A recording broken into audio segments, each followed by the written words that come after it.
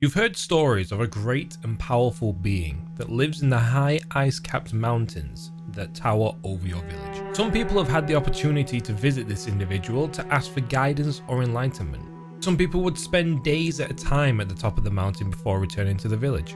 When asked what happened atop the mountain, the answer is always the same, that they spend the time conversing with the entity, exchanging information and watching the stars. One day you decide to make the trek up to see the creature for yourself. Days go by climbing the mountain and combating the blistering colds. You make it to the peak of the mountain to find a grand structure built into the wall made entirely of ice. Entering, you find a grand hall stretching into the mountain, and at the end of the hall you see an opening overlooking the land and a great view of the stars. In the archway to that opening you see a grand creature, 85 feet tall, and when the sun hits it, it dazzles and shines like a gleaming light. It looks at you and says, "Welcome to my home. Come, sit beside me. Let's share stories as we gaze upon the stars." Today we are covering our first dragon on the channel, the Crystal Dragon.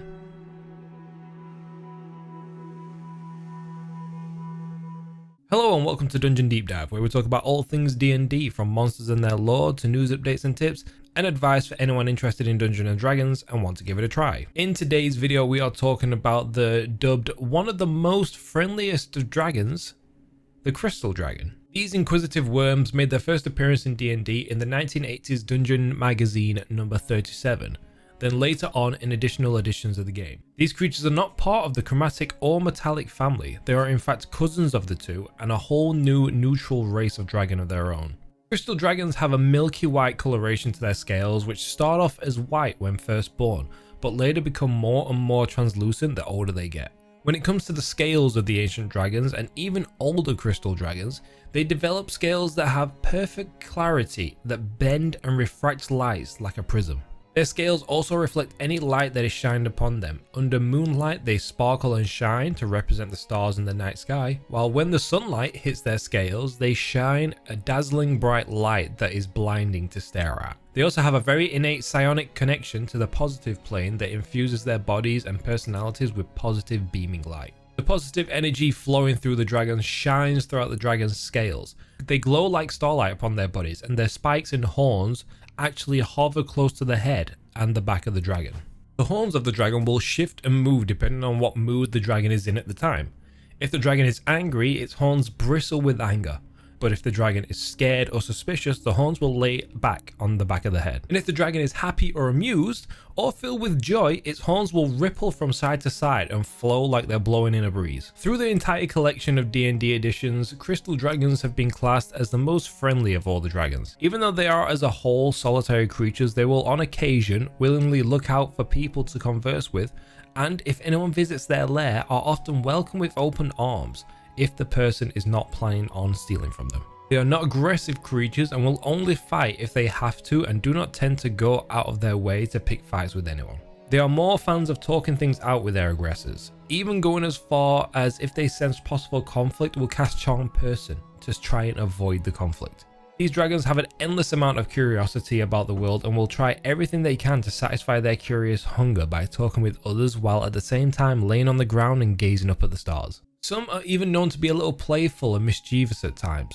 Some from their palaces in the snowy mountains would throw snowballs at unsuspecting travelers passing by, while sometimes they would make beautiful sculptures made out of snow and ice, or even make little ice forts and beautiful ice palaces like Elsa from Frozen. Another place where crystal dragons call home is nowhere on the material plane, but actually in the elemental plane of air, because there is no place better in the universe to gaze upon the stars than the elemental plane of air. Crystal dragons and white dragons have been butting heads with each other for as long as time can remember. White dragons will go out of their way to make their many worshippers and giants go out on a hunt for crystal dragons and take their homes as their own. On the other hand, if a crystal dragon comes across a lair of a white dragon that has laid eggs or has small children, they would steal an egg or a wormling and adopt it to attempt to raise it as its own and turn it into a good-natured dragon. Such variants of white dragons are extremely rare, but they have been known to exist. There is one race of monster that the crystal dragon has an absolute animosity for, and those are the giants. This comes from times when giants would try to attempt to capture and enslave crystal dragons, and with the giants tending to ally with white dragons to combat crystal dragons and capture their young. Crystal dragons also at times have acted as servants for a number of deities, These deities are Airdrie Fenya. I'm going to butcher these names, so I apologize in advance. Brando Barris, Ereven Ilesari, Gond, and Vergandian. Again, I apologize for those names. I am terrible at pronunciations. If a crystal dragon actually manages to birth any young of their own, they tend to be a little irresponsible with their children. Maybe play some tricks on them that could possibly put them in harm's way. But other than that, they are known to be very good parents for their naturally born young, and they're on occasion adopted white young dragons. At the beginning of life for a worm crystal dragon, they have dull grey scales with a few white and a few crystalline scales as well. This will give the wormling the ability to easily blend into its rocky terrain it's called its home to avoid any danger. When it comes to feeding crystal dragons, they don't necessarily immediately go for meat. Their favoured food are gemstones and sometimes, if they have to, metal ores.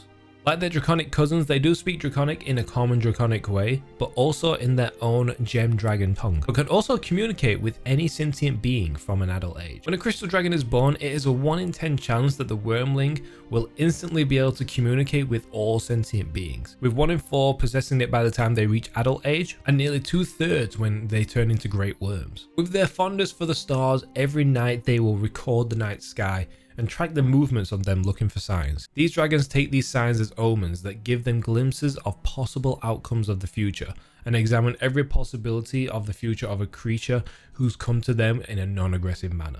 If a crystal dragon manages to reach adult age and onward, it gains the ability to start manipulating the area around its lair with multiple regional effects. It can affect the area in a variety of ways. One effect is called clear skies, where the skies above a crystal dragon's lair remain clear and free of precipitation unless magically altered.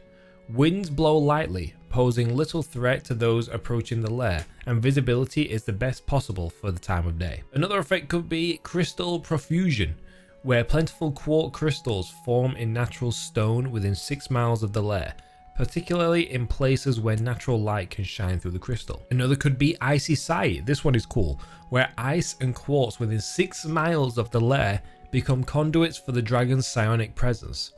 As an action, the dragon can cast the clairvoyance spell, requiring no spell components and targeting any ice or quartz crystals in that region. This one isn't a weather or energy effect, but it's still very cool. It's called positive energy, where any creature that finishes a long rest within 6 miles of the lair regains 2 additional spent hit dice. The final effect that could happen is thriving wildlife. Animal populations flourish within 6 miles of the lair. Ability checks made to forage for food by hunting, fishing, or trapping in that area are made with advantage. These effects are really cool, but if the dragon dies in the lair, the animal population near the lair returns to normal levels over the course of 1d10 days.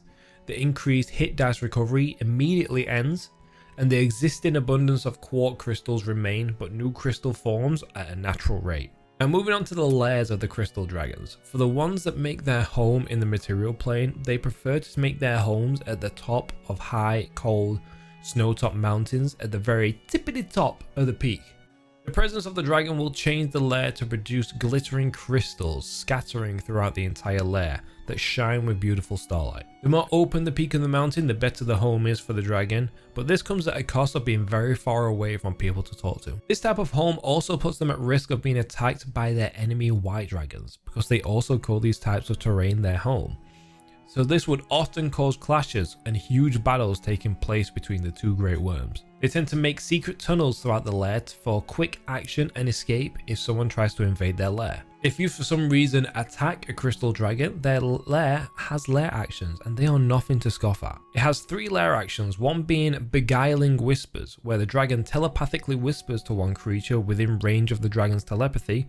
The creature must succeed on a DC 15 wisdom saving throw, or be charmed by the dragon until initiative count 20 on the next round. A creature charmed in this way obeys to the best of its ability any command the dragon issues that isn't directly harmful to the creature. Another is called Ice Passage, where the dragon can open a passage through a wall of ice or snow that is up to 5 feet thick, creating an opening up to 30 feet wide and high. And the final lair action is the most deadly of the 3, I feel, called Starlight Gleam, where the dragon chooses a point it can see in their lair. Gleaming starlight radiates from that point to fill a 10-foot radius sphere with dim light. Each creature other than the dragon in the area when the area is lit must succeed on a DC 15 dex saving throw or take 2d12 radiant damage and be outlined in the glow. Attack rolls made against an outlined creature has advantage, and the creature can't hide or benefit from invisibility. The starlight and the glow around any creature fades on initiative 20 on the next round. Okay, so we've gone over the crystal dragon's behavior, their habits, and their lairs. Now let's go over what they can actually do. Starting with the crystal dragon wormling with an AC of 14 and 32 hit points, it gains a resistance to radiant and cold damage and has the ability to speak draconic and telepathy of 120 feet. For its actions, it has a bite attack that has a +4 to hit and a reach of 10 feet and deals 1d10 plus 2 piercing plus 1d4 radiant damage. It has a breath attack called Scintillating Breath, where it exhales a burst of brilliant radiance in a 15-foot cone. Each creature in that area must make a DC 12 Constitution saving throw or take 4d8 radiant damage on a failed save, or half as much on a successful one. But the dragon also gains 5 temporary hit points by absorbing a portion of the radiant energy. That is very cool. It also gains the ability to cast dancing lights and guidance at will without any spell slots being needed. Moving on to the next stage in a crystal dragon's life, the young crystal dragon has an AC of 15 and its HP jumps up to a chunky 95. They then gain the ability to learn common as well as draconic and telepathy, and it now gets a multi-attack for its action. The multi-attack lets the dragon make 1 bite attack and 2 claw attacks. The bite has a +6 to hit with another 10 feet reach, and it deals 2d10 plus 3 piercing damage plus 1d8 radiant. And for its claws, it has a +6 to hit with a 5-foot reach and deals 1d6 plus 3 slashing damage. For its breath weapon, the cone jumps up to a 30-foot cone, and instead of dealing 48 radiant, it instead deals 68 and has a DC save of 15, and this time it also gains 10 temporary hit points instead of 5. The adult dragon also gains 2 more spells that it can use once a day without spell components. These spells are Hypnotic Panel, which is a very fun spell, and Lesser Restoration, which again isn't anything to scoff at. When a crystal dragon reaches adult level, this is when things start to get really interesting. Starting with an AC of 16 and jumping to 172 hit points, it gains a nice little jump to all of its stats, and it also gains legendary resistances. Its attacks gain a nice boost in damage, and their breath weapon gains a real jump in damage, and now gains 15 temporary hit points after using its breath weapon. As well as Hypnotic Pattern and Lesser Restoration, it also gains the Command spell and Divination spell. At an adult stage, as well as legendary resistances, it also gains bonus actions and legendary actions. For the bonus action, they gain the ability to change shape, where they can magically transform into a medium or small creature, but get to keep all their stats of the adult crystal dragon. It also gets Psionic Step, where as a bonus action, they can magically teleport to an unoccupied space it can see within 60 feet of it. Now for the 3 legendary actions, it can use 1 legendary action to make a claw attack against a creature when it's not the crystal dragon's turn. And if it chooses to spend 2 of its actions, it can cast either Psionic Step or any spell it can use. But at the cost of all 3 actions, it can cast Starlight Strike, where the dragon releases a searing beam of starlight at a creature it can see within 60 feet of it, and the target must succeed on a DC 17 dex save or take 9d6 radiant damage.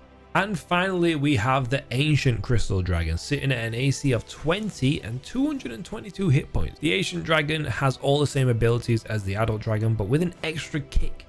They gain the ability to cast invisibility once a day without components, as well as greater restoration over lesser restoration. These chaotic neutral dragons are an amazing and interesting variant of Dragonkin. I could see these in a campaign where a well-respected member of the village that everyone just loves to talk to, but have no idea that they are in fact a dragon. Or maybe they could be a leader or a guardian of a city that you and your party come across, that spends most of their time with the people of the city, talking to them, and come to give and get information from you about quests and things you've done in the world. But that will be all in our video on the Crystal Dragon today. Thank you all for watching. I hope you find this video helpful.